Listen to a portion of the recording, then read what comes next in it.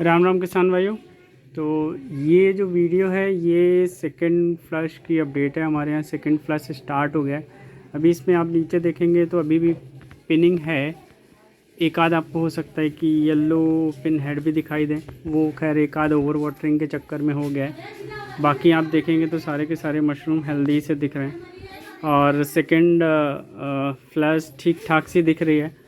तो अभी कुछ लोगों ने मेरे से क्वेश्चन भी पूछा था कि first flush and second flush के बीच में हम को क्या केयर रखनी चाहिए, क्या हमें वापस से वही टेम्परेचर मेंटेन करना है जो हम एक्चुअली केस रन के टाइम पे करते हैं, या फिर कुछ और एक्स्ट्रा हमें करने की ज़रूरत है, पैरामीटर वगैरह क्या क्या होने चाहिए। तो उसकी अपडेट मैं इस वीडियो में रखूँगा। सारा का सारा कोशिश रहेगी कि सारा का सारा जितनी मैं अपडेट दे पाऊँ उतनी अपडेट इंक्लूड करूँगा। अभी तक क्या फ़र्स्ट फ्लश हमने धीरे धीरे हमारी फ़र्स्ट फ्लश ख़त्म हुई। फ़र्स्ट फ्लश के बाद में फिर हमने क्या किया कि फर्स्ट और सेकंड फ्लश के बीच में हमारे बीच बीच में थोड़े थोड़े टूटते रहें। और ये जो सेकंड फ्लश है इसमें भी हम पिछले 2 दिन से हार्वेस्ट कर रहे हैं। तो आपको कुछ मतलब बीच में स्पेसेस दिख रहे हैं और नीचे से पिनिंग बढ़ती जा रही है, तो हम उसको फिर हार्वेस्ट करते जा रहे हैं। अभी हमारे पास मतलब इसमें डेली हार्वेस्ट हो रहा है कुछ कुछ। तो अभी ये सिचुएशन है। इसमें इस वीडियो में ही मैं बताऊंगा कि भाई बीच में फ़र्स्ट और सेकंड फ्लश के बीच में हमें क्या क्या प्रिकॉशन, पैरामीटर, टेम्परेचर, ह्यूमिडिटी, नमी कितनी रखनी चाहिए। तो जब क्वेश्चन था यूज़र का, वो क्वेश्चन ये था कि जब हम फर्स्ट फ्लश हार्वेस्ट कर लेते हैं तो उसके बाद वापस से हमें क्या सेम लाइक 23 डिग्री टेम्परेचर करने की ज़रूरत है, क्योंकि पिनिंग नीचे हो रही होती है। और तो वो थोड़े से कंफ्यूज थे, तो उन्होंने क्लैरिटी मांगी थी उसके ऊपर। तो होता ये है कि जब भी आप फर्स्ट फ्लश करते हैं, थोड़ा सा बिगड़ा दिख रहा होगा क्योंकि 2 हार्वेस्ट हम इसमें ले चुके हैं सेकंड फ्लश में, तो थोड़े से मशरूम आपको कम दिखेंगे, कुछ कुछ जगह पे अभी भी अच्छे हैं।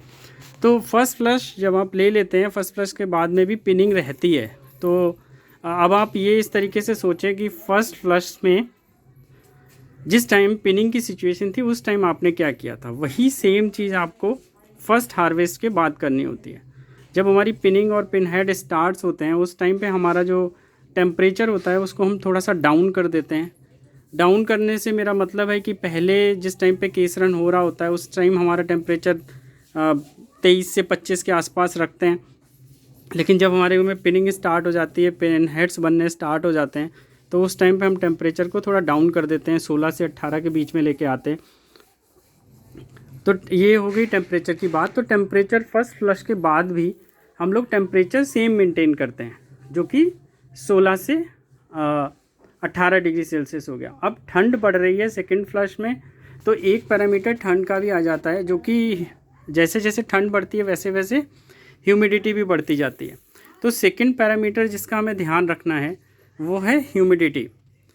अब ह्यूमिडिटी एक्चुअली हमारी स्टार्टिंग, ठंड की स्टार्टिंग में क्या होता है कि ठंड की स्टार्टिंग में ह्यूमिडिटी कम होती है, 85 के आसपास होती है, जो कि रिक्वायर्ड होती है इसके लिए। अब जैसे जैसे ठंड बढ़ती है वैसे वैसे ह्यूमिडिटी भी बढ़ती जाती है। अब ह्यूमिडिटी जब बढ़ती है तो एक मेजर जो प्रॉब्लम आती है वो आती है येलो पिन हेड्स की या येलो मशरूम होने की। होता क्या है कि जब ह्यूमिडिटी बढ़ती है तो हम साथ साथ उसके पानी का स्प्रे भी उसी फ्रीक्वेंसी से करते रहते हैं जो हमारी पहले चल रही होती है, तो ओवर वाटरिंग हो जाती है। ओवर वाटरिंग, और इन मशरूम के ऊपर अगर आप पानी का स्प्रे करेंगे तो 2 से 3 समस्याएं बढ़ जाती हैं, जिसमें आपकी एक येलो पिन हेड्स की है, आपके मशरूम गलने की है, और तीसरी ये है कि ये फट भी सकते हैं और जल्दी से मैच्योर भी हो सकते हैं। तो ये मेजर समस्याएं हैं ह्यूमिडिटी की। तो ये तो बात हो गई ह्यूमिडिटी की। अब ह्यूमिडिटी को कम रखना है और टेम्परेचर को भी डाउन करना है, क्योंकि इस टाइम जो टेम्परेचर है वो हमारा 12 से 13 डिग्री सेल्सियस बाहर होता है और उससे 4-5 डिग्री सेल्सियस मतलब हमारा 1-2 डिग्री का फ़र्क आता है। तो फिर जो इस टाइम टेम्परेचर रिक्वायर्ड होता है वो 16 से 18 होता है। तो 15 तक चला जाता है तो ठीक है, लेकिन अगर आपका ये टेम्परेचर 10, 12, 7, 8 तक पहुंच रहा है तो ये जो आपकी फ्लश है वो स्लो हो जाएगी। तो और ह्यूमिडिटी के साथ टेम्परेचर मेंटेन करना बहुत ज़रूरी है। अगर ह्यूमिडिटी आपकी ज़्यादा हो रही है, 90-95 तक पहुंच रही है, तो इसका मतलब है आपके येलो पिन हेड्स होने के चांसेस हैं। एक इसमें पिचका हुआ सा है, तो अभी मेरे को इसको देखना है ओपन करके कि भाई इसमें क्या समस्या आ रही है। बाकी तो मुझे हेल्दी तो लग रहा है, बट हो सकता है कि इसमें अंदर कहीं कोई समस्या ना हो। बट देखते हैं, अगर कुछ होता है तो मैं आपको अगले वीडियो में अपडेट देता हूँ इसकी। तो अभी हम बात कर रहे थे ह्यूमिडिटी एंड टेम्परेचर की एक साथ। तो ठंड ज़्यादा है और ह्यूमिडिटी भी ज़्यादा है और टेम्परेचर डाउन है, तो कुछ लोगों ने इवन हीटर भी लगा रखे होंगे टेम्परेचर मेंटेन करने के लिए। तो ये तरीका अपना सकते हैं, बट इनके साथ साथ बाकी चीज़ों पे भी नज़र रखें, क्योंकि इस टाइम पे हम इसमें फ्रेश एयर भी देते हैं। तो फ्रेश एयर जो देते हैं, फ्रेश एयर देने के लिए टाइमिंग का चुनाव बहुत ज़रूरी है कि आप किस टाइम पे फ्रेश एयर दे रहे हैं। अगर मान लिया अभी ज़्यादा ठंड है तो चुनाव ऐसे टाइम का करें जब आपकी ह्यूमिडिटी कम हो। जैसे कि दोपहर का टाइम हो गया, जब धूप होती है तो ह्यूमिडिटी कम हो जाती है और आपका टेम्परेचर भी थोड़ा सा 15, 16, 17 के आसपास हो जाता है। तो अब बात करते हैं फ्रेश एयर की। फर्स्ट फ्लश के बाद में हमें फ्रेश एयर कितनी देनी है। चूँकि पिनिंग कंटिन्यूसली हो रही है फर्स्ट फ्लश के बाद भी, तो आपको फ्रेश एयर इसको कंटिन्यूसली देते रहना है, जिससे कि जो हमारी पिनिंग है वो पिन हेड्स में कन्वर्ट हो जाए। तो आप थोड़ी सी फ्रीक्वेंसी कम कर सकते हो, बट इतना नेसेसरी नहीं है। आप सेम फ्रीक्वेंसी पे भी फ्रेश एयर दे सकते हो, लेकिन फिर इससे पहले जो मैंने पैरामीटर बताए उन पैरामीटर्स का भी आपको ध्यान रखना है।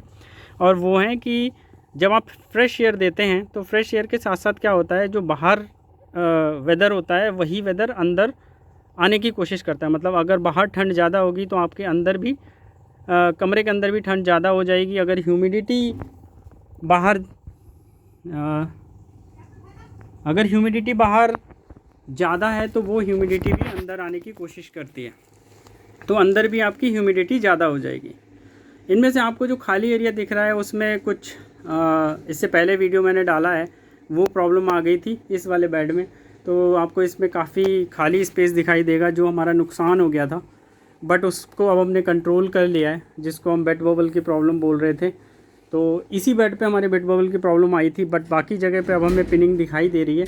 जो एक आध जगह थी वहाँ पे पिनिंग अब नहीं है, यहाँ पे पिनिंग है, आप देख सकते हैं। तो ये एरिया था जहाँ पे एक्चुअली बेड बबल की प्रॉब्लम आई थी। यहाँ आपको कुछ इसके साथ में ये है, यहाँ पे पिनिंग सही हुई, यहाँ पे पिन हेड सही है, बट ये जो बीच का खाली स्पेस दिख रहा है, यहाँ पे एक बहुत बड़ा ढेर था हमारा बेड बबल का, और बीच बीच में भी थे जिनको हमने क्लीन किया, बट अब हमें पिनिंग जो बाकी एरियाज़ में है उसमें पिनिंग दिखाई देने लगी। तो ये हमारा बेड था जो एक तरीके से कहें तो काफ़ी डिस्ट्रॉय हो गया। इसके अलावा एक बेड और है जो हमारा पूरी तरीके से डिस्ट्रॉय हो गया, जिसका हमको लगभग पूरा कंपोस्ट चेंज करना पड़ा।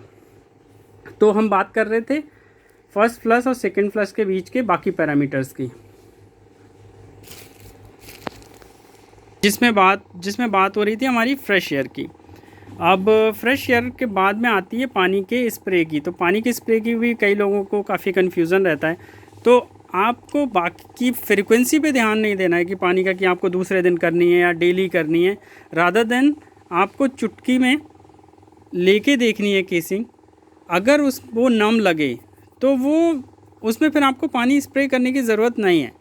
अदरवाइज़ होता क्या है कि ह्यूमिडिटी अभी बढ़ी हुई होती है, हम पानी का स्प्रे करते जाते हैं तो ऊपर मशरूम के ऊपर स्पॉट भी बन जाते हैं और येलो होके जो पिन हेड्स हैं वो गलने की भी समस्या आ जाती है अगर हमारे पानी ओवर वाटरिंग हो जाती है। तो पानी की जो फ्रीक्वेंसी है वो आपको नमी के हिसाब से पानी का स्प्रे करना है, ना कि कोई पर्टिकुलर फिक्स फ्रीक्वेंसी। ख़ास तौर पे बैग में पानी लगाते हुए बहुत ध्यान देना होता है कि अगर आपने पन्नी जो बैग की पॉलीथीन है वो मोड़ी हुई है तो चांसेस ये हैं कि आपके उस मुड़ी हुई पन्नी के साथ में पानी नीचे जा सकता है, जो कि आपके जो येलो पिन हेड के वो बढ़ा देगा और आपका जो कंपोस्ट है वो डिस्ट्रॉय हो सकता है। तो पॉलीथीन को काटें ना कि मोड़ें।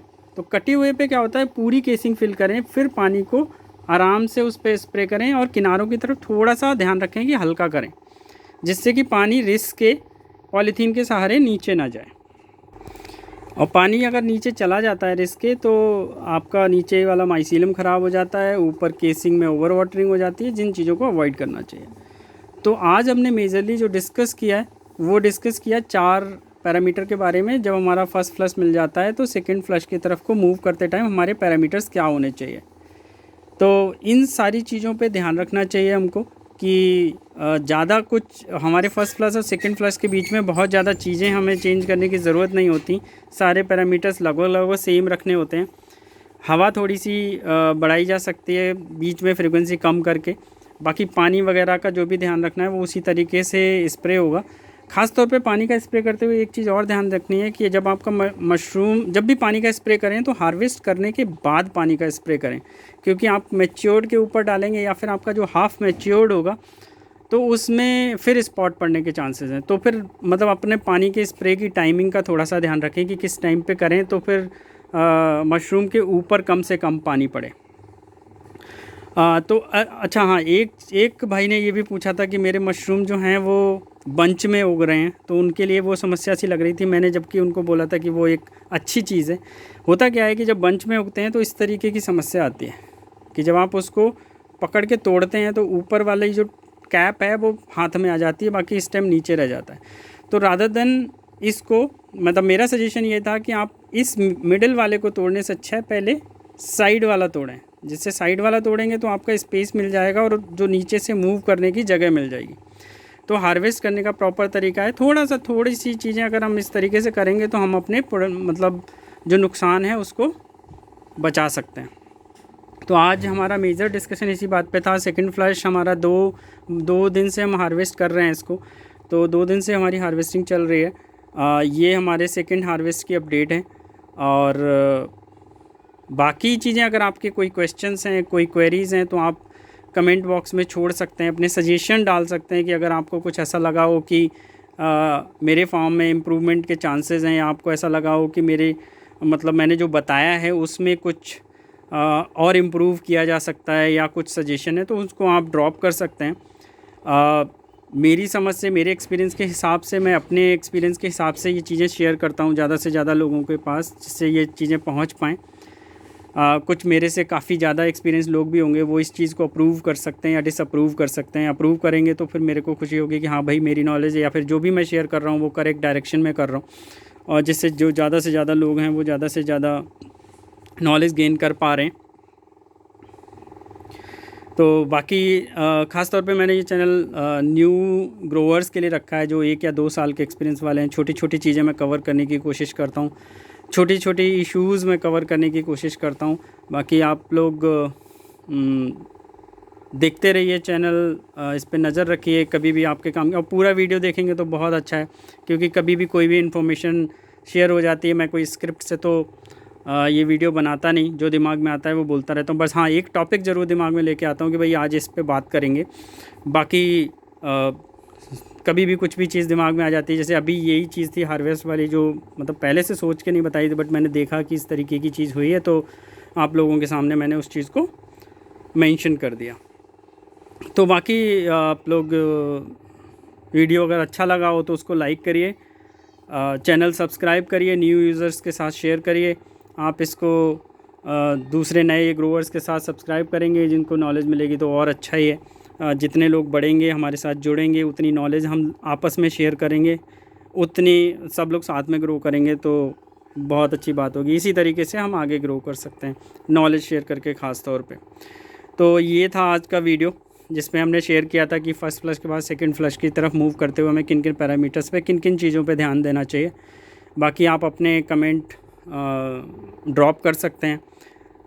कुछ बहुत सारे लोग मेरे से फ़ोन नंबर मांगते हैं, तो फ़ोन नंबर शेयर करना काफ़ी मुश्किल काम है, क्योंकि इतने सारे लोगों से मैं बात तो कर नहीं सकता फ़ोन पे, और मेरे पास बस एक पर्सनल नंबर है। तो आप, अगर आपको कुछ ऐसा डिस्कस करना है या फिर कुछ है तो आप कमेंट बॉक्स में छोड़िए, जवाब मिलेगा। अगर आपको कुछ सीरियस और लंबा चौड़ा डिस्कशन करना है, कुछ ऐसी डिटेल भेजनी है, तो मैं मेल आईडी दे सकता हूँ जिस पे आप भेज सकते हैं, बट पर्सनल नंबर देना मतलब काफ़ी डिफ़िकल्ट हो जाएगा मेरे लिए। तो बाकी आप वीडियोस आगे शेयर करते रहिए, सब्सक्राइब करिए चैनल को, और अपना प्यार इसी तरीके से बरसाते रहिए। राम राम।